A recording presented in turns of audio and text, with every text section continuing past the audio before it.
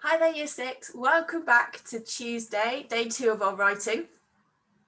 So today we're going to build on the evacuee profile that you created yesterday, using those sources to help you think about the experience evacuees had. And you're going to plan your letter today. Now this letter is going to be in response to a letter you have received, your evacuee has received from their mother. So we've got a letter on the next slide that we're going to read from the mother to the evacuee, to you as an evacuee. And I want you to think about these questions when I read this letter. I want you to think about the tone of the letter. Last week we wrote a formal letter. Is this letter the same sort of tone? Is it formal or informal? How do you know? What features of this letter, what techniques have been used to show you that it has this particular tone of voice? I want you to think about what questions the letter asks you and what do you need to reply? What do you need to answer? And I want you to think about the impact of this letter on you as a reader. Does it have a positive impact or does it have a negative impact? Does it seem upbeat and positive, or is it perhaps a little sad and negative?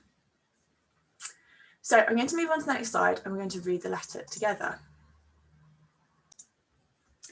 Dearest Jim, I do so hope you have arrived safely and have settled in with your new host family. I cried for hours after you left. Waving goodbye broke my heart. The look on your face as you pulled out of the station will stay with me forever. However, I know it's for the best. You would not be safe here now. We have declared war on Germany. I am very glad you are now safe in the country, and I do so hope you have the most wonderful experience. I'm dying to hear from you. I've got so much I need to know, my love. Do please tell me everything about where you're staying. What are your host family like? Oh, I do so pray they are kind to you. Are you eating well? I've heard that in the countryside, the children can have fresh milk, bread and eggs every day. Is that true? Have you started at school yet? Have you made any friends to play with? Write soon, Jim, and tell me all your news. Make sure you are polite at all times and stay safe, my son. Your loving mother. Okay, so the mother, you just had the mother reading the letter there, the letter to her son, Jim. So obviously your profile, your character may not be called Jim. It may be a girl, you may have decided, you may have a different name. So remember, you've created your own profile. So imagine this letter is addressed to you. And let's think back to those questions that I asked you earlier about this letter. So first of all, what is the tone of the letter? Is it formal? Is it informal? How do you know? Shout it out at the screen. Is it formal or an informal letter? Yes, you're right. It's an informal letter, isn't it? Because it talks very personally about how the mother feels. It asks questions. It's quite a conversational letter, isn't it? This part where it says, oh, I do so pray they are kind to you. It's almost as if someone's saying that face to face, isn't it? Obviously, it's also informal because it's a mother writing to her son. So it would be an informal letter rather than a formal letter. Let's also think about my other question. What questions does the mother ask? Pause me and find those questions in the text and then tell me, shout them out at the screen. Okay, have you found those questions in the text? Yes, fantastic. Yes, they're all in this second paragraph, aren't they? She asked lots of questions. The first one, what are your host family like? Are you eating well? Always a question that mums and dads like to ask, grown-ups like to ask. Is it true that they can have fresh milk and eggs every day? That would be really interesting to, or really important and exciting to somebody in the city living with rationing, wouldn't it? If you thought your child was able to go and have all this fantastic fresh food every day. Have you started school yet? Have you made any friends to play with? So think about those questions perhaps that your parents might ask you at the end of the school day. What did you learn today? What did you have to eat? And who did you play with? And then think about how you could, those sorts of questions, and they're the questions you're going to need to answer. And finally, this question I had, my last question on the previous slide, is the letter positive and upbeat? So let's think about that. Is it quite a positive letter? I think it is. I think, although obviously at the start, she does talk about how she was sad and she misses him. and it was difficult to say goodbye. Actually, she goes on to sort of share some of these. Oh, you know, I've heard that in the countryside you can have fresh milk and eggs every day. You know, I'm so glad you're safe now. I hope you have a wonderful experience. So I think that here it is quite a positive letter. And obviously, I think the person replying to this would want to reassure their mother that they were having a wonderful experience, that there was lots of positive things about being in the countryside, although I'm sure they would still miss their mother and want to share that too. So in your response to this letter, you're going to think about how you need to also be quite positive and upbeat. How are you going to reassure your mother and tell her about your experience and answering these questions? So let's think about now how we're going to plan. So you're going to plan your letter in response to the letter I've just read. How are you going to start your letter? How do you start a letter? How are you going to show your mother that you're happy? So remember, this needs to be a positive, upbeat sort of letter. What questions do you need to answer that you've been asked? And finally, do you have any questions you'd want to ask your mother? This is a sort of a correspondence, so a bit like when you have a telephone conversation or message somebody.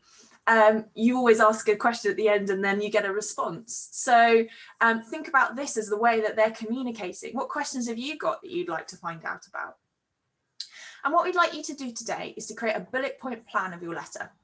So think about your different paragraphs, think about the questions you need to answer, think about how you could group this information as well.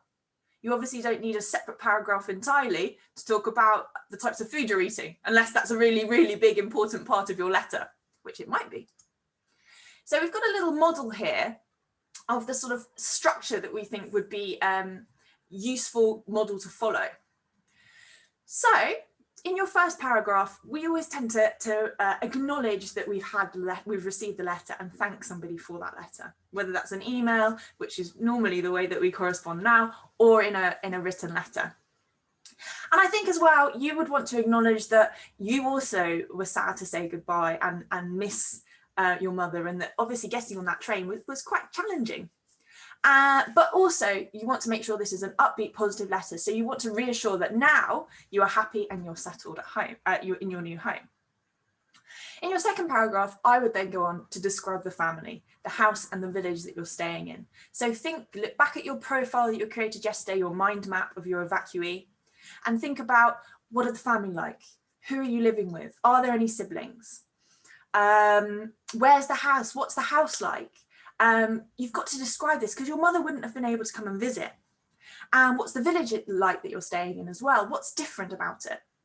And also in this paragraph, I'd probably also include what you've been eating, because obviously that's what's going on in the house. What are you having for breakfasts? Have you had any delicious dinners? In the next paragraph, I think it's here we can explain the differences between the countryside and the city. Remember, lots of these children and their families had never been to the countryside before. They'd never left their city. People in those days weren't able to travel like we do today. They didn't have many motor cars and it was expensive to get on the train. So how is life different in the countryside to the city? Perhaps here you might talk about if there's any strange animals that you've seen, or any activities that you've done that are a little bit different. Or you might choose to talk about that in your fourth paragraph, where we also talk about school and any new friends that you've made. And also if you've done any new activities with them, perhaps you've been out for walks, you've gone for a swim in the local river, something like that. And finally, in our last paragraph, we're going to ask our questions. So what questions have we got to ask our family, ask our mother back at home? Who do we want to check in with? Who do we want to see how they're doing? And also to say goodbye, so your sign off as well.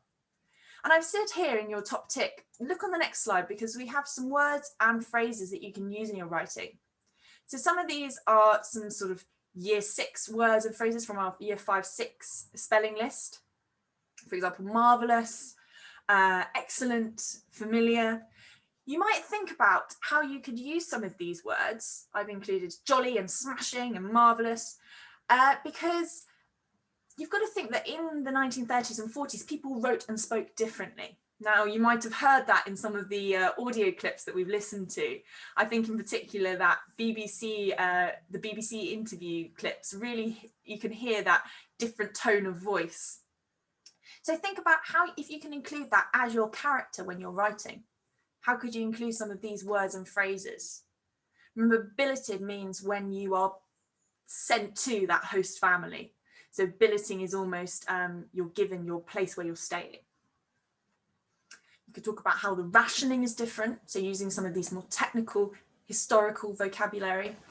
And there's lots of words here that I think you can use. So that's your task for today, is to plan out your letter. Use the mind map that you created yesterday of your evacuee profile, and then start to organise those ideas into your paragraphs today. And don't forget to see if you can include some of these words and phrases as well. And I look forward to seeing how your plans get on. All right then, I'll speak to you tomorrow. Bye.